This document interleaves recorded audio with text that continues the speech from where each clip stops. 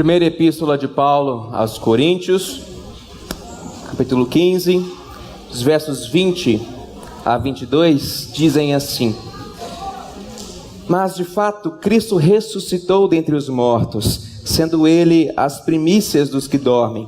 Visto que a morte veio por um homem, também por um homem veio a ressurreição dos mortos. Porque assim como em Adão todos morrem, assim todos serão vivificados em Cristo. Curve sua cabeça, vamos falar com o Senhor. Senhor Deus e Pai, nós bendizemos o Teu nome e glorificamos a Ti por Tua graça e misericórdia.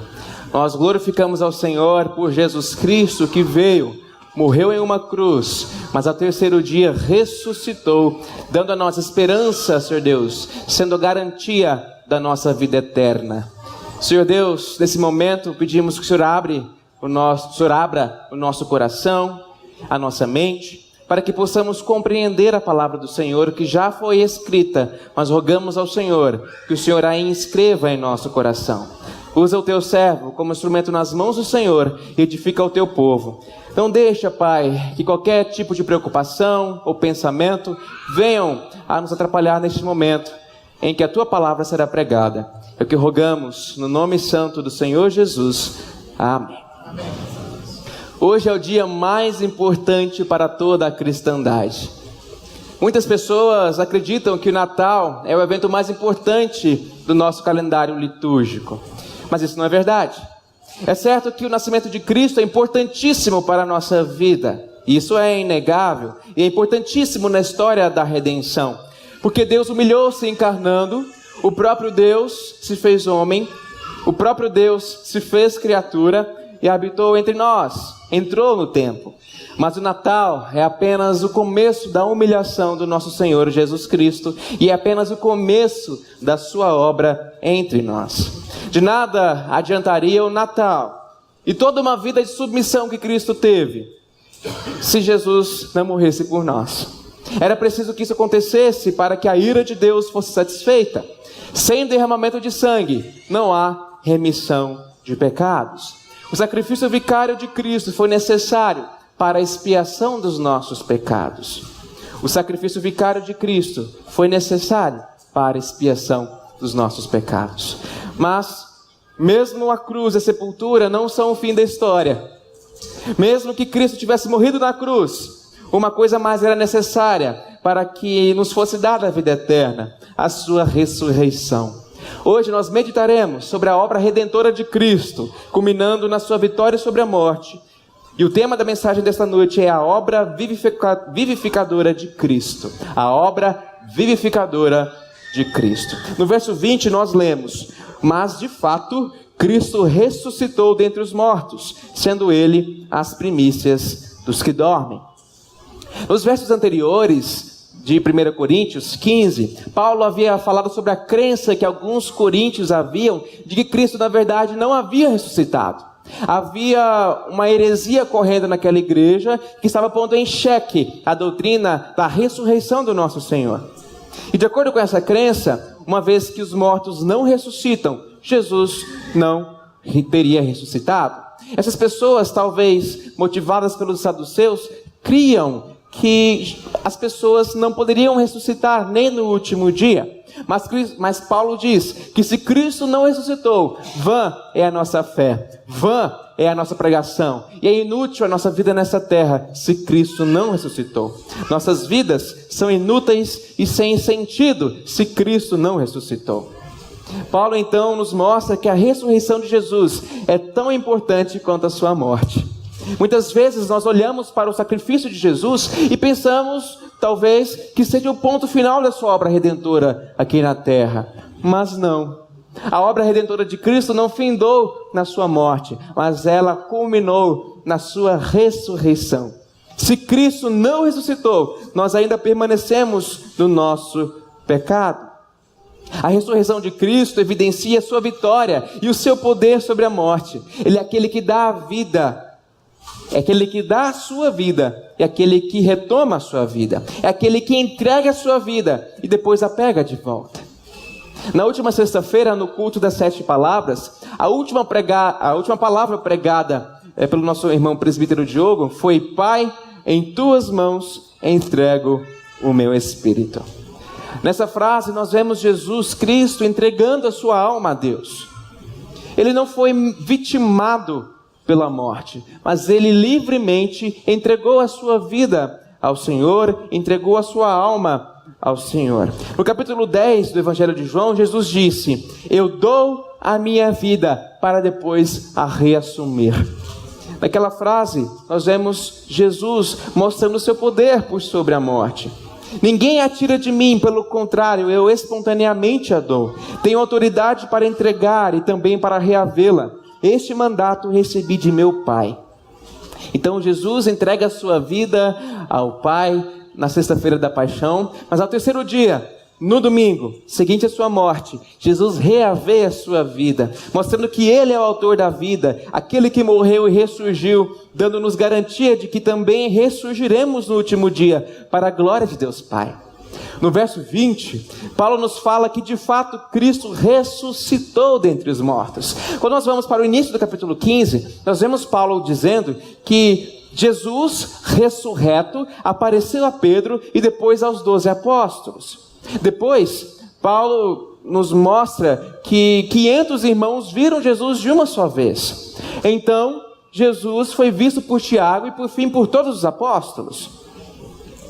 O fato de Jesus ter ressuscitado era inquestionável, a começar pelo grande número de testemunhas. Jesus não apareceu apenas aos seus discípulos, mas ele apareceu a uma grande multidão, para que de fato eles testemunhassem do poder de Deus por sobre a morte, e testemunhassem a divindade de Jesus que voltou dos mortos. E outra razão que dá credibilidade do relato da ressurreição para os incrédulos era o fato de mulheres terem sido as porta-vozes da ressurreição de Cristo. Naquele tempo as mulheres não tinham uma fala de credibilidade. Se a narrativa da ressurreição de Cristo fosse uma mentira, certamente os evangelistas teriam escrito que homens teriam visto o túmulo vazio e que homens teriam recebido a mensagem dos anjos. Mas não, o evangelho diz que mulheres receberam essa mensagem e que essas mulheres proclamaram a ressurreição de Cristo. Dessa forma, pelo fato das mulheres serem pessoas de palavra menos importante na época, nós vemos que os evangelistas não estavam preocupados com essa verdade, mas tão somente com a verdade bíblica e com a ressurreição de Jesus. A forma como o verbo ressuscitou está escrito aqui no verso 20, nos dá uma lição muito importante.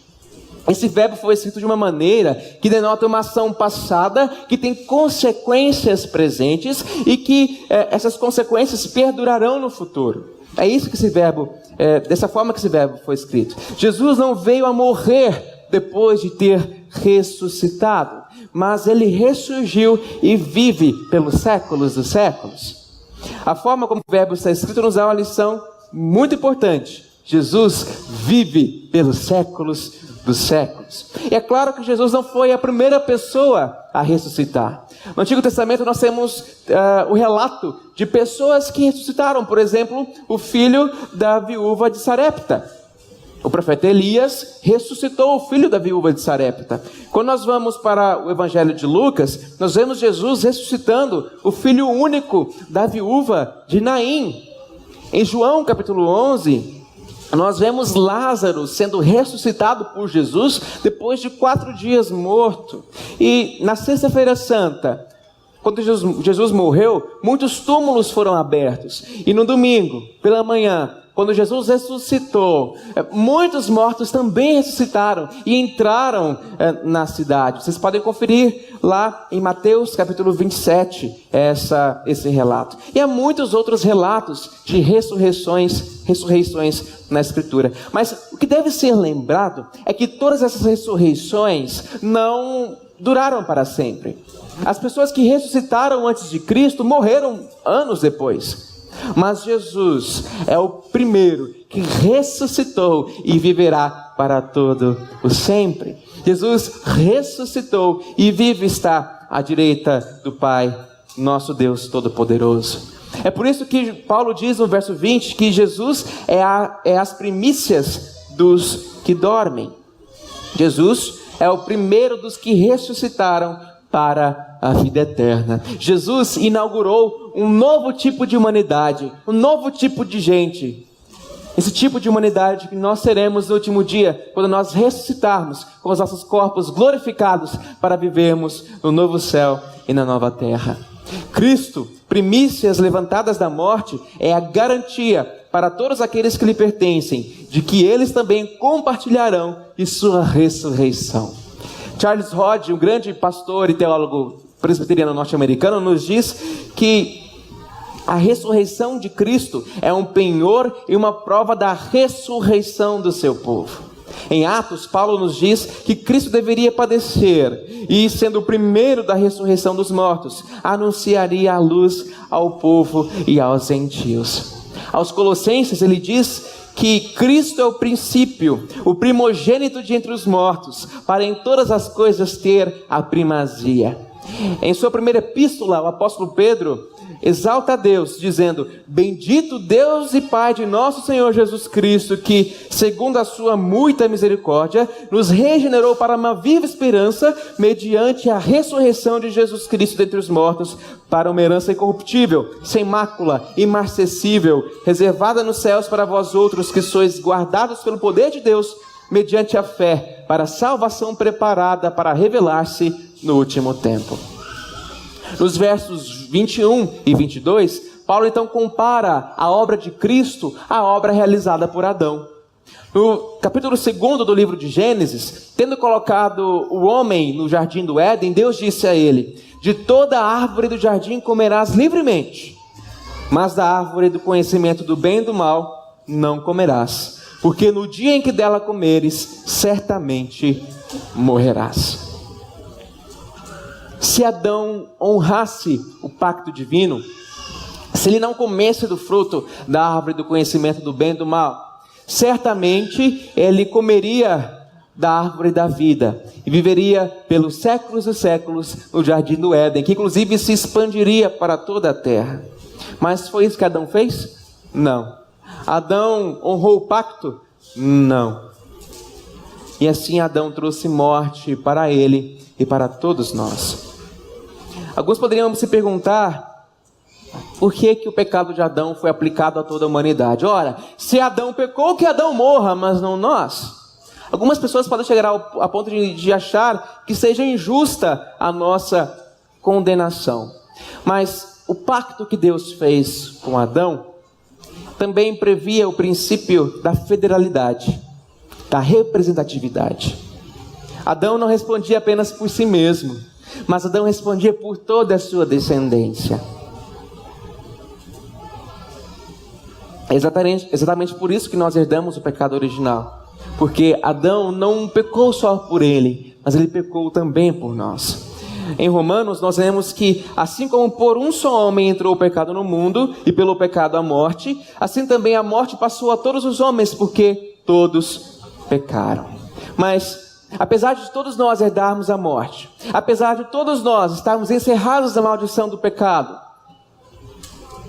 por causa do nosso primeiro representante Adão, os santos herdam as bênçãos eternas por causa do nosso segundo representante, Cristo Jesus. Por causa do que Adão fez, todos morrem. Por causa do que Adão fez, todos estão condenados. Mas por causa daquilo que Cristo fez, todos aqueles que creem nele em fé e em obediência, então herdam a vida eterna. O primeiro nos garantiu a condenação, mas o segundo nos garantiu a redenção e a libertação da maldição do pecado. Cristo veio restaurar tudo quanto foi danificado em Adão. Em Romanos, Paulo nos ensina: todavia, não é assim o dom gratuito como a ofensa. Porque se pela ofensa de um só morreram muitos, muito mais a graça de Deus e o dom pela graça de um só homem, Jesus Cristo, foram abundantes sobre muitos. Pela desobediência de um só homem, muitos se tornaram pecadores. Assim também, por meio da obediência de um só, muitos se tornarão justos. No verso 21, o autor sacro então nos diz: porque assim como em Adão todos morrem, assim também todos serão vivificados em Cristo. Toda morte, todo sofrimento, todas as desgraças que nós experimentamos nessa vida, são frutos da queda. São frutos daquilo que Adão fez no Éden como nosso representante. São consequências da sua desobediência. Mas nem tudo estava perdido. Mesmo depois da queda, o Senhor prometeu que a maldição não seria irreversível. A semente da mulher pisaria na cabeça da descendência da serpente, e a semente da serpente lhe feriria o calcanhar. Na cruz, a semente da serpente mordeu o calcanhar de Cristo, mas Cristo pisou na cabeça da serpente. Jesus, na cruz, foi apresentado como o Cordeiro de Deus que tira o pecado do mundo. Mas a sua obra não encerrou-se na sexta-feira no alto do madeiro. No domingo da manhã, Jesus voltou do Hades, ressuscitou e vive eternamente. A morte não é maior que o Senhor, mas é serva do Senhor. Cristo venceu a morte e nos garante que da mesma maneira, no último dia, nós também seremos ressuscitados. Foi Cristo mesmo quem disse: eu sou a ressurreição e a vida. Quem crê em mim, ainda que morra, viverá. E todo que vive e crê em mim não morrerá eternamente. Foi por isso que Paulo disse que todos serão vivificados em Cristo. As Escrituras nos ensinam que o salário do pecado é a morte, mas o dom gratuito de Deus é a vida eterna em Cristo Jesus, nosso Senhor. O túmulo está vazio, a cruz está vazia. Jesus Cristo ressuscitou, nos dando a garantia de que nós também, os santos, ressuscitaremos no último dia para a glória de Deus Pai e para habitar com Ele pelos séculos dos séculos. Nessa noite nós falamos sobre a obra vivificadora de Cristo. Na introdução, eu disse que hoje, domingo da ressurreição do Senhor, é o dia mais importante para toda a cristandade. A Páscoa nos lembra da morte e ressurreição de Jesus, que sendo Deus encarnado, morreu para dar-nos o perdão para os nossos pecados e garantir a nossa ressurreição no último dia.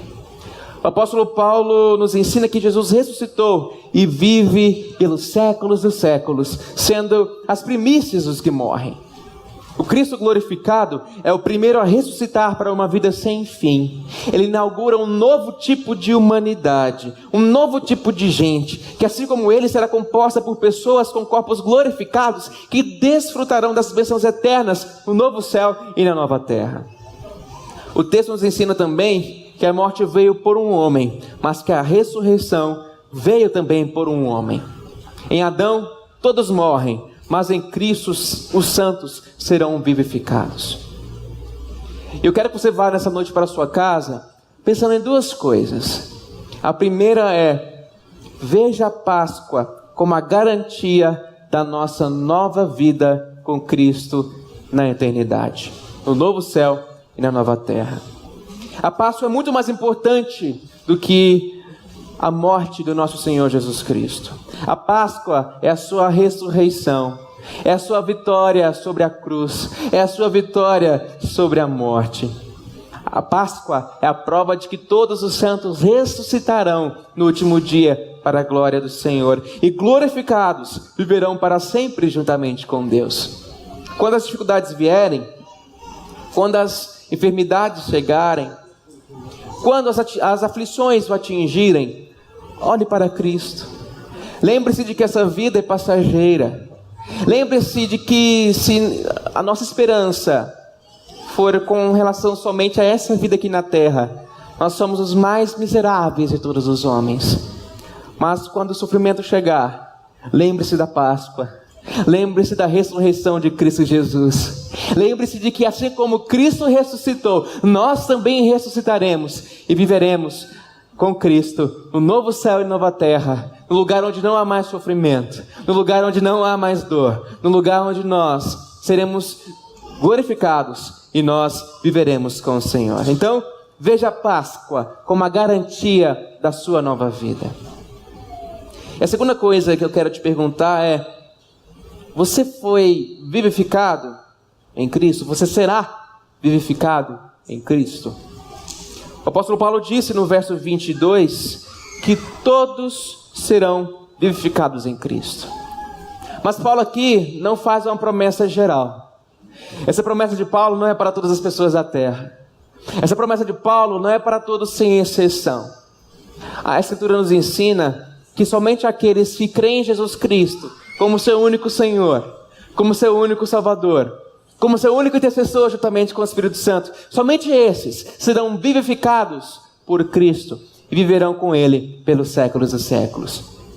Aqueles que não creem em Jesus como seu único suficiente Senhor, Salvador e intercessor, também ressuscitarão, mas não ressuscitarão para a vida, ressuscitarão para a morte. Não ressuscitarão para viver com Cristo no novo céu e na nova terra, mas ressuscitarão para viver no inferno, para viver longe da graça de Deus, para viver debaixo do juízo do nosso Senhor. Você crê em Jesus Cristo como seu único e suficiente Senhor, Salvador e intercessor? Então regozije-se, porque você será vivificado em Cristo Jesus. Mas agora, se você não crê em Jesus, se você não tem uma vida na qual você busca obedecer a Cristo, viver para Ele, se você não crê em Jesus Cristo como Deus, se você não crê que Jesus Cristo morreu para salvar pecadores, sendo você um deles, Jesus Cristo te convida hoje a render-se a Ele em fé e obediência, a render-se a Ele e a entregar-se a Ele, buscando obedecê-lo em tudo, confiando nos méritos dele e não nos seus, descansando a sua vida nele e recebendo vida eterna e sendo vivificado no último dia, juntamente com todos os santos. Veja a Páscoa como a garantia da nossa vida e reveja se você será ou não vivificado por Cristo Jesus. Que Deus nos abençoe.